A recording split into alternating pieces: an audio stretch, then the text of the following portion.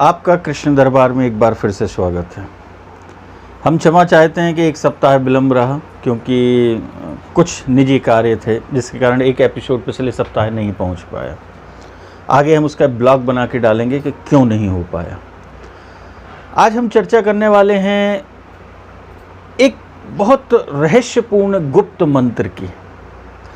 आपने रामायण में देखा एक सबसे मुख्य पात्र रावण। रावण एक ब्राह्मण ऋषि पुत्र गरीब परिस्थिति से दुनिया का सर्वश्रेष्ठ धनाढ्य कैसे बना, इस रहस्य को हम वाल्मीकि रामायण के अनुसार जानने की कोशिश करेंगे। क्योंकि रावण चरित्र कुछ ही लोगों को पता है कि उसने क्या किया, कैसे किया, इस बारे में हम जानने की कोशिश करेंगे। रावण ऋषि पुलस्त्य की संतान, इनके जो बड़े भाई धन के स्वामी कुबेर अत्यंत धनाढ्य होने की वजह से और तपस्या करने की वजह से ब्रह्मा जी, भगवान विष्णु और शिव जी की आज्ञा के द्वारा इनको धन का स्वामी बनाया गया। शिव जी ने धन का स्वामी कुबेर बनाया और माता लक्ष्मी को जो है अपार संपदा का स्वामी बनाया गया समुद्र मंथन के बाद। ये बहुत अलग अलग कथाएं हैं और इनके पीछे बहुत बड़े बड़े रहस्य हैं। तो अब हम बात कर रहे थे कुबेर की। कुबेर रावण के बड़े भाई होने के कारण और अपार संपत्ति धन संपदा होने के कारण अपने छोटे भाई को, अपने छोटे जो इनसे 3 भाई थे रावण, कुंभकर्ण और विभीषण, इनकी ओर कभी ध्यान नहीं दी। एक बार की बात है, रावण बचपन से शिव भक्त रहा, तीनों भाई शिव भक्त रहे। तो वो घर के बाहर, उस समय घास फूस की झोपड़ी हुआ करती थी, और वो घर के बाहर बैठा ओम नमः शिवाय का जाप कर रहा है। इतने में विमान की आवाज़ आती है। तो रावण आँख खोलकर देखता है तो ऊपर से कुबेर विमान के ऊपर से निकल रहे हैं। तो रावण छोटा था, दौड़ते हुए पहुंचा, बड़े भैया बड़े भैया बड़े भैया। लेकिन धन के स्वामी कुबेर ने नीचे देखा और अपने उड़ते चले गए। उस समय रावण के दिल में एक आघात लगा कि इस दुनिया में पैसे से ही रिश्ते चलते हैं, रिश्तों की कोई महत्ता नहीं है। उसके मन में यह बात बैठी। फिर उसने घोर तपस्या की शिव जी की, और शिव जी की तपस्या करने के बाद अनेक वरदान प्राप्त किए। बहुत लोग जानते हैं कि रावण जो है नीतिज्ञ तो था ही, सबसे बड़ा ज्योतिषी भी था। तो उसने अपनी ज्योतिष की गणना के अनुसार नवग्रहों की चाल को कंट्रोल किया, और कंट्रोल करने के बाद बारी बारी सारी ग्रहों को अपने अंडर में किया। और सारे ग्रह जब उसके अंडर में आ जाते हैं तो बचते हैं शनिदेव। तो जो तप द्वारा उसको वरदान प्राप्त हुए, उन वरदान के कारण उसने शनिदेव की पत्नी का अपहरण कर शनिदेव को विवश किया लंका में रहने के लिए। ये एक बहुत बड़ी कथाएं हैं। तो जब ये नवग्रह उसके बस में आए, फिर उसने तंत्र शास्त्र का सहारा लिया। आप लोगों ने कथा में सुना होगा कि जो आज लंका है, यह पार्वती जी ने अपने रहने के लिए बनवाई थी और रावण छल से वहाँ ले गया, उनके पास रखा। ये बहुत अलग अलग कथाएं हैं, क्योंकि एक कथा में बिल्कुल गुत्थी बंधी हुई है। एक एक धागा निकालें तो अनेक धागे निकलेंगे उसमें से। तो अब होता यह है कि उसने अनेक धन संपदा प्राप्त करने के लिए तंत्र में उसने तंत्र शास्त्र से अध्ययन करके एक मंत्र का निर्माण किया। वह मंत्र हम अभी आपको बताएंगे।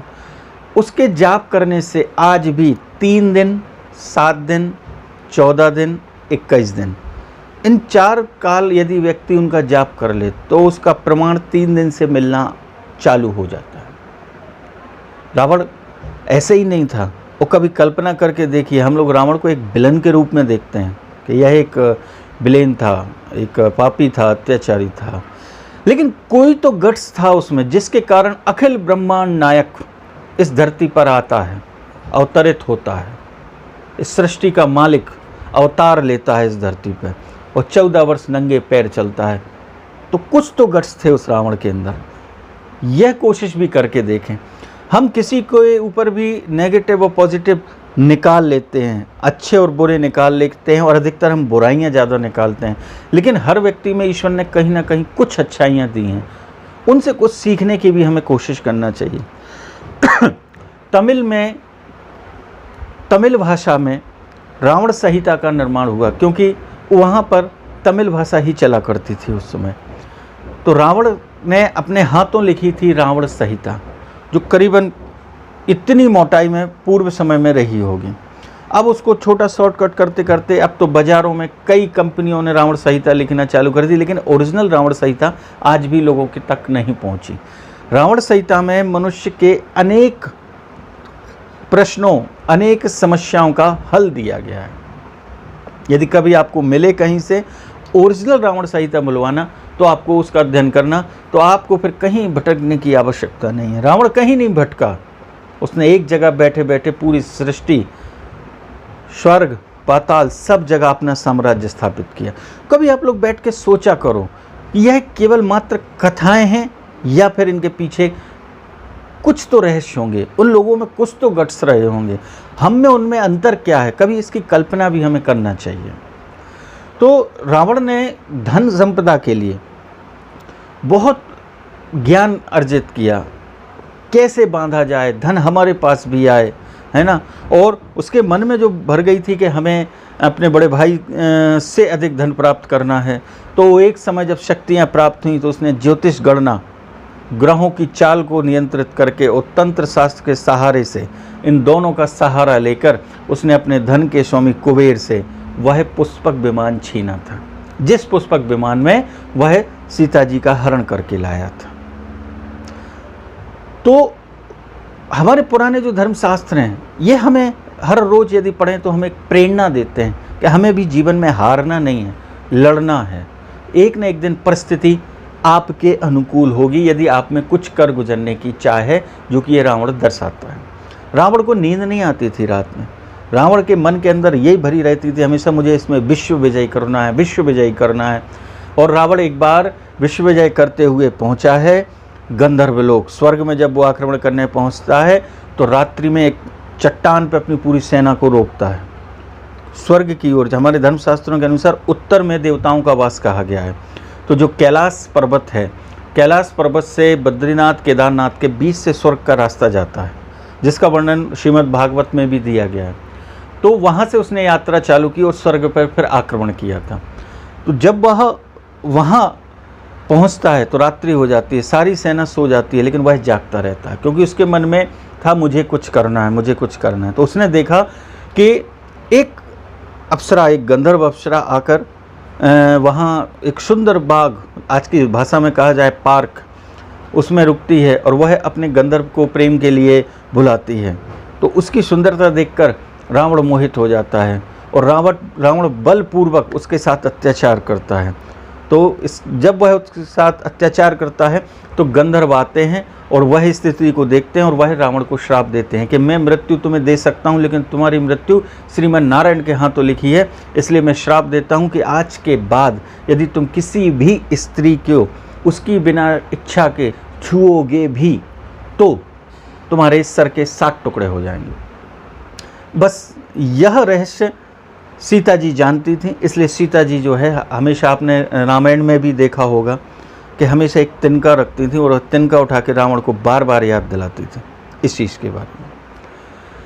तो रावण ने पाप कर्म किए, सब किया, जिसका परिणाम भी भुगतना पड़ा। लेकिन अब हम आते हैं मुख्य टॉपिक पर कि वह क्या था। वह धन अर्जित करना, जिससे लंका के अंदर इतनी विशाल सेना को पाला, और सबसे बड़े मुख उसके मझले भाई। आपने देखा होगा रामायण में कुंभकर्ण जो रहे, कुंभकर्ण को वरदान दिया था निद्रासन का। निद्रासन मतलब 6 महीने में वह एक बार जागा करते थे। तो 6 महीने के पीछे का रीज़न क्या था? क्योंकि जो उसकी हाइट थी वह थी 64 योजन। हमने पिछले एपिसोड में आपको योजन के बारे में बताया। आप यदि मल्टीप्लाई करोगे, ये वाल्मीकि रामायण के अनुसार उसकी हाइट थी 64 योजन। 64 योजन लंबा व्यक्ति जब यदि अन्न को खाएगा तो इस सृष्टि में अन्न बचेगा कहाँ? कल्पना करके देखिएगा। जो हमारे धर्मशास्त्रों में बताई गई उसकी लंबाई, कि उसकी लंबाई थी 64 योजन। 64 योजन माने आज यदि हम उसको मल्टीप्लाई करते हैं तो आप इसको घर पर बैठ के करना, कितना लंबा व्यक्ति होगा। क्योंकि कुंभकर्ण जब सोता था रोज़ उसके पास 4, 6, 10 लोग लगे रहते थे उसके बाल काटने के लिए, क्योंकि 24 घंटे उसके बाल बढ़ते रहते थे। अब उसकी लंबाई के बारे में एक छोटा सा उदाहरण हम देंगे, जो बताया गया धर्मशास्त्रों में कि कुंभकर्ण सो रहा है और सोते सोते नाई उसकी मूँछों को काट रहे हैं, वो बड़े बड़े जिससे ये बाग बगीचे काटे जाते हैं। काटते काटते काटते उसके हाथ से वो जो बड़ी वाली कैंची होती है वो छूट जाती है, जो उसकी नाक के अंदर चली जाती है। कुंभकर्ण की नाक के अंदर चली जाती है। वो नाई घबरा जाता है कि यदि तो राजकुमार है, यदि अंदर कुछ कट गया तो मेरी तो गर्दन उतरवा देंगे। तो वह नाक के अंदर से रास्ते में जाता है और रास्ते में अंदर पहुंचता है। तो पहुंचते पहुंचते उसने देखा कि एक व्यक्ति चला आ रहा है जो ग्वाला है, डंडा हाथ में ऐसे हाथ रखे हुए चला आ रहा है। तो ये पूछता है कि भैया आपने हमारी कैंची गिर गई देखी है क्या? तो वह व्यक्ति कहता है क्या बात कर रहे हो भाई साहब आप, 7 दिन पहले मेरी 7 भैंसें गुमी थीं, हम उनको ढूंढने आए आज तक नहीं मिली, तुम्हारी कैंची कहाँ से मिलेगी? तो आप अनुमान लगाइए कि उसकी हाइट कितनी होगी। तो इतना बड़ा व्यक्ति जब भोजन करेगा तो इस सृष्टि पे क्या बचेगा? कुछ नहीं खाने के लिए। इसलिए ब्रह्मा जी ने उसको वरदान दिया था कि तुम 6 महीने में मात्र 1 दिन भोजन करोगे। अब उस लंका का मुखिया रावण को इन सब लोगों को पालना है, तो उसके लिए धन की आवश्यकता भी तो पड़ती है। हम लोग केवल कथाएं सुन के चले आते हैं, तो वो धन कहाँ से आता था? तो उसने एक तंत्र शास्त्र द्वारा एक मंत्र का निर्माण किया था। वह मंत्र हम आपको अभी बता देंगे, दिखा भी देंगे, लेकिन जो हम बता रहे हैं उसको बड़े ध्यान से सुनिएगा। ओम श्रीम ह्रीम क्लीम नमः ध्वा ध्वा स्वाहा। मात्र ये छोटा सा मंत्र, ये अचानक धन वर्षा करता है। ये रावण संहिता कहती है। ओम श्रीम ह्रीम क्लीम नमः ध्व ध्व स्वाहा, ये रावण संहिता में लिखा हुआ मंत्र है। लेकिन इस मंत्र को आप घर के अंदर जाप नहीं कर सकते, रावण संहिता कहती है। यदि आप चाहते हैं इसका रिजल्ट मिले, मात्र 21 दिन हम आपसे बोल रहे हैं, 3, 7, 14, 21, तीसरे दिन आपको रिजल्ट मिल जाएंगे। जितना अधिक से अधिक व्यक्ति इस तंत्र मंत्र का जाप करेगा वो उसका उतना अधिक फ़ायदा उठा सकता है। लेकिन इसको घर में जाप नहीं किया जाता है। यह या तो बरगद के पेड़ के नीचे बैठ के इसका जाप किया जाता है, या फिर नदी समुद्र किसी जलाशय के पास बैठ के इसका जाप किया जाता है, तब जाके इसकी प्रतिपूर्ति होती है। और घर बैठ के इसका जाप नहीं किया जाता। और जो अचानक धन कमाना चाहते हैं कि हमें अचानक धन की प्राप्ति हो, मात्र 21 दिन का प्रैक्टिकल करके देखिए। ये नहीं कि एक माला, जितना आपसे अधिक हो सके। आपको तीसरे दिन से रिजल्ट मिलना चालू होगा कि हाँ हमारे व्यापार व्यवसाय में हुआ, बस थोड़ा सा समय आपको देना पड़ेगा। ये था एक छोटा सा कारण जो आपको बताया कि रावण द्वारा निर्माण किए हुए एक धन के मंत्र का। पिछले सप्ताह हमने आपसे पूछा था कि सेतु जो बांधा भगवान राम ने, राम सेतु की लंबाई और चौड़ाई कितनी थी? तो उसके पहले के एपिसोड में इसका एक छोटा सा जवाब हमने दिया था आपको कि सेतु की लंबाई 100 योजन थी और चौड़ाई 10 योजन। अब आपको मल्टीप्लाई करना था। 2 हमारे जो गणना होते हैं पुरातत्व वाले, उसमें अपनी गणना के अनुसार निकालते हैं कि 1 योजन में 8 किलोमीटर और कुछ निकालते हैं 12 किलोमीटर। तो यदि 12 सही है तो 1200 किलोमीटर और 8 सही है तो 800 किलोमीटर। ये तो हम लिखी बात बता रहे हैं आपको। तो 10 योजन मतलब यदि 12 सही है तो 1200 योजन लंबा और 10 योजन मतलब 120 किलोमीटर चौड़ा था श्री राम सेतु।